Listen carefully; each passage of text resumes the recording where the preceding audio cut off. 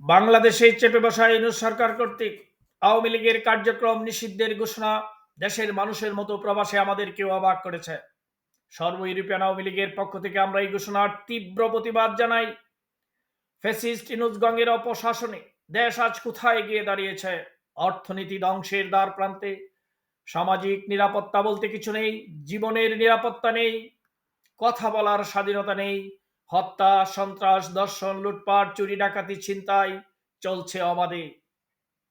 দিশেহারা মানুষ জালিম ইউনূস গংয়ের বিরুদ্ধে আওয়াজ তুলতে শুরু করেছে।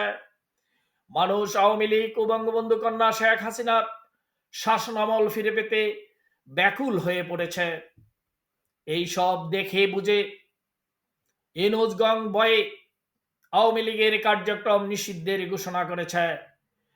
এই নিষিদ্ধ ঘোষণার বিরুদ্ধে আমরা তীব্র নিন্দা ও প্রতিবাদ জানিয়ে বলছি, গণমানুষের দল আওয়ামী লীগ ছিল, আছে, থাকবে।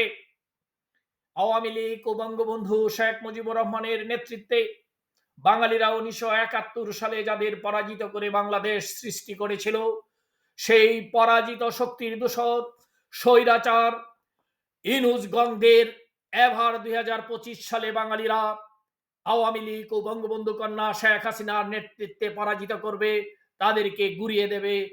বাংলাদেশ ও দেশের মানুষের মুখে আবার হাসি ফুটবে। জয় বাংলা, জয় বঙ্গবন্ধু, জয় শেখ হাসিনা, বাংলাদেশ চিরজীবী হোক।